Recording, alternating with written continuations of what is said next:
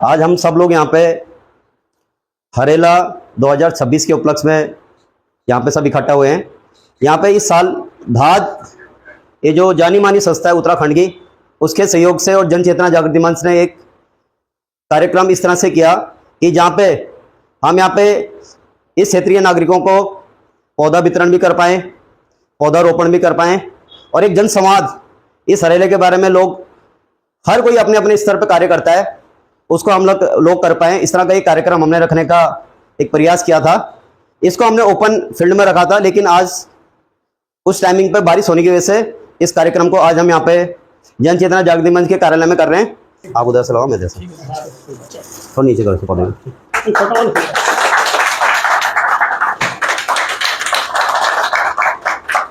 भाई ना के स्वागत करें।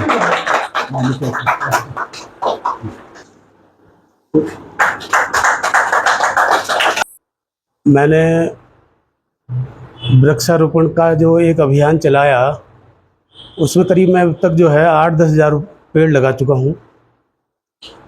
और पेड़ लगाने के लिए जो है मैं स्वयं पहले अपने घर पर ही कोई भी फल लेके आता हूँ तो उस फल के बीजों को मैं ज़ाया नहीं करता हूँ, बेकार नहीं करता हूँ। धोकर साफ़ करके उनको सुखा करके कुछ तो मैं बीज बम टाइप के बना करके, जब कभी इधर उधर जाना होता है सड़कों पे, हरिद्वार की ओर जाना हो या आपका इधर माल देवता साइड में या जहाँ भी मेरा कहीं कोई टूर होता है, तो उस टूर में मैं वो बीज बम वगैरह डाल देता हूँ। इस माता मंदिर के वासियों, तो ये जो पेड़ की मुहिम है ये काफ़ी अच्छी प्रकृति के लिए है और इसको कंटिन्यू रखे, देखभाल की तरफ जो थोड़ा सा ध्यान दिया जाए वो ज़्यादा अच्छा रहेगा। इसी के साथ हमें थोड़ा सा काम है। धन्यवाद। जी के बारे में कहना चाह रहा था, मैं इनके घर में व्यक्तिगत तौर पर कई बार गया हूँ। इनकी जो सीढ़ियाँ हैं ना, सीढ़ियाँ, उसमें पहली सीढ़ी में कुछ और बीज मिलेगा, दूसरी सीढ़ी में कुछ और बीज मिलेगा, तीसरी सीढ़ी में कुछ और बीज मिलेगा। जो पैकेट होते हैं घरों में सामान के, वो उन्हें धो धा के सुखा के उन्हें रखे हुए अलग अलग पैकेट में। एक बार मुझे भी उन्होंने पौधा दिया है और मैं उनको देखा कि वो किस तरह से पौधे लगाने के लिए सुबह निकल जाते हैं, जब वो लोग उठते भी नहीं, 5 बजे पौधे लग चुके होते हो, और शाम को फिर वो 7-8 बजे दोबारा उसको पौधे को देखने जाते हैं। तो मेरा आज के इस कार्यक्रम में जो हरेला पर्व हम पूरे उत्तराखंड में, पूरे भारतवर्ष में मना रहे हैं, तो पौधे को रोपना एक बहुत ही अनिवार्य कार्य है, लेकिन उससे भी अधिक अनिवार्य कार्य है उसकी देखभाल करना। आप सभी को हमारे लोक पर्व हरेला की बहुत बहुत शुभकामनाएं। आमतौर पर ये पर्व कुमाऊं से चलकर एक हरियाली की ओर, जब हरियाली का महीना शुरू होता है, उसके स्वागत के लिए मनाया जाता है। कुछ एक वर्षों तक इसका कहीं मतलब उत्तराखंड सरकार ने इतना प्रोत्साहित नहीं किया, लेकिन 10, 12, 15 वर्षों में उत्तराखंड सरकार ने उसको बहुत प्रोत्साहन दिया है। हरेला के दिन छुट्टी का दिन भी है कि जिससे लोग अवकाश में अपने पेड़ लगा सकें। और पेड़ लगाना हमारे जीवन में वैसे ही बहुत महत्वपूर्ण चीज़ है, क्योंकि उससे हमें बहुत चीज़ें मिलती हैं। तो मैं जो इस कार्यक्रम को बहुत लंबे समय से कर रही है, धाद संस्था के बड़े भाई साहब तन्मय मंगाई जी, जो यहीं हमारे क्षेत्र में ही रहते हैं, और उपाध्यक्ष जी नौटियाल जी, वो भी हमारा सौभाग्य है, ओम बिहार में ही रहते हैं। धन्यवाद। अनिरुद्ध भाई बैठो। हमारे बीच में सभी लोग जो जन चेतना जागृति मंच से उपस्थित है और साथ में हमारी धाद की टीम। मैं आपको ये बताना चाहता हूँ कि जो हरेला है उसको लोक पर्व से सामाजिक पर्व धाद ने ही बनाया।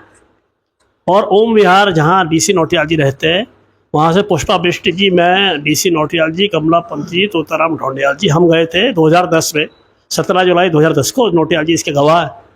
और हमने वाल्मीकि मंदिर रेस कोर्स में पौधा लगाया पहली बार, क्योंकि उन दिनों सोशल मीडिया में एक साइट बनी थी merapahadforum.com। उसमें मेरा मित्र थे, उनकी मृत्यु हो गई, पंकज मेहर, कुमाऊं से हैं, सचिवालय में समीक्षा अधिकारी थे वो। और उन्होंने सारे त्योहारों का कलेक्शन डाला, तो हमारी नज़र पड़ी उन पर। और उन दिनों नया नया फेसबुक आता था, तो हमने उनसे बोला कि जो समाज को जोड़ने के लिए उत्तराखंड को बने हुए 10 साल हो गए थे, और हम महसूस करते थे कि उत्तराखंड एक ऐसा राज्य था जिसका कोई अपना कोई पर्व नहीं था, उसका कोई फेस्टिवल नहीं आयोजित होते थे। परेड ग्राउंड में मेले तो ज़रूर होते थे, लेकिन जो समाज में व्याप्त हो पर्व वैसा नहीं था, और पर्व भी ऐसा हो जिसका कोई सामाजिक उद्देश्य हो। इसमें हमारे धाद में बहुत ही डेडिकेटेड लोग जुड़े हुए हैं, जो 1 महीने तक लगातार बिना कुछ रुके पौधे लगाते हैं। और प्रत्येक हफ्ते का प्री शेड्यूल है कि एक दिन कम्युनिटी में जाना है, एक दिन स्कूल कॉलेजेस में जाना है। तो इसी तरह से जो हमने देहरादून में करीब 5 वन बना रखे हैं, जिसमें स्मृति वन है उधर हमारा मालदेवता रोड पे, पुष्प वन हमारा मालदेवतेश्वर महाराणा प्रताप वाली रोड पे आगे जाके है। उसमें काफ़ी पेड़ थे, लेकिन वो डिसास्टर आया था तो उसमें जो है काफ़ी सारे पेड़ बह गए थे। उनको हमने पूरा कंपनसेट करना है, उस पैच को पूरा करना है।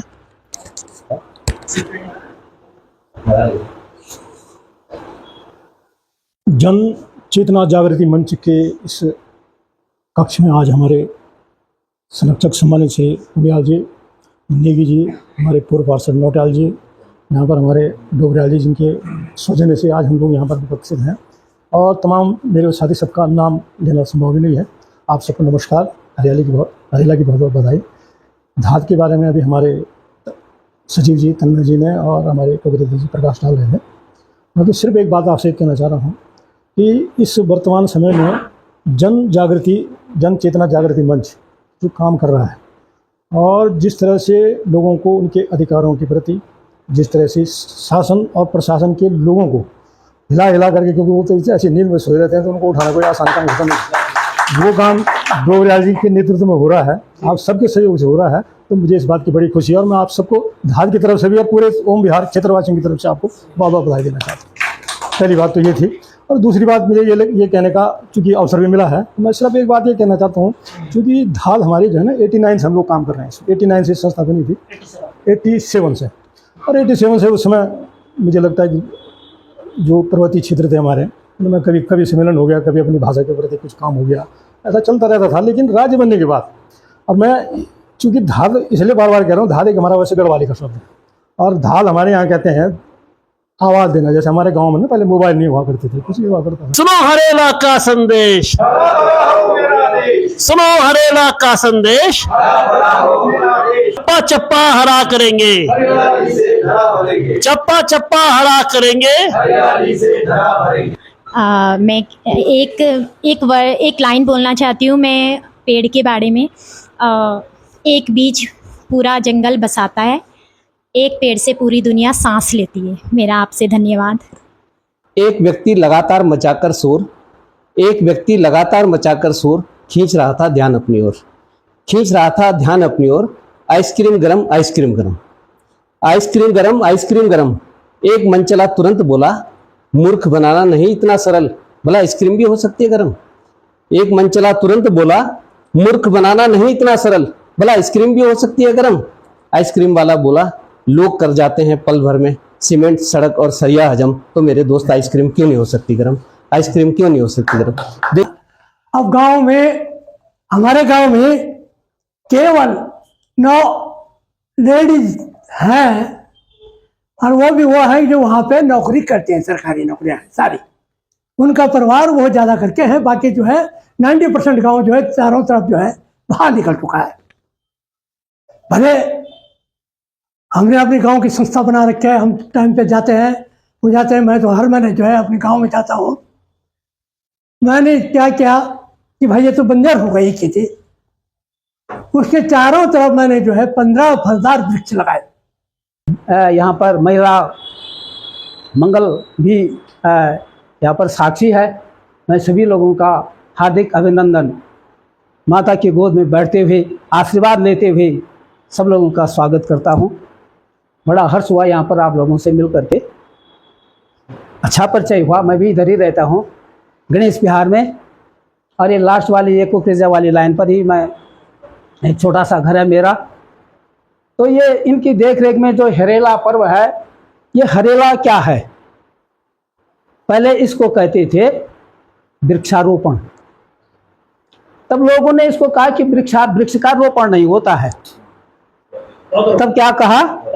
पौधारोपण। अब ठीक भी है, ये साहित्यिक रूप से उसका जो है पौधारोपण अच्छा शब्द है। अभी आपने जो है जन जागृति का हरेला पर्व का इस तरह से अन्य कार्य करते रहो, और भी कार्य करते रहो। हम आपको आगे तक देखना चाहते हैं। इन्हीं शब्दों के साथ में मैं सभी आप लोगों का हार्दिक अभिनंदन स्वागत करता हूं, और कार्यक्रम की घोषणा करता हूं।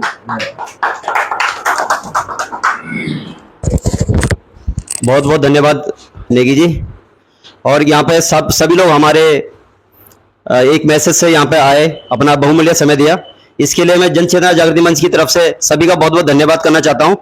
और मेरा निवेदन है कि जो लोग वृक्ष के लिए आए वो वृक्ष ले लें।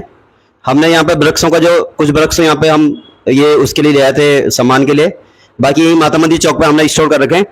जिन्हें वृक्ष से हमारे साथ चलें और जो वृक्ष आपको चाहिए वो वहाँ पे आपको मिल जाएगा। इन्हीं शब्दों के साथ धन्यवाद।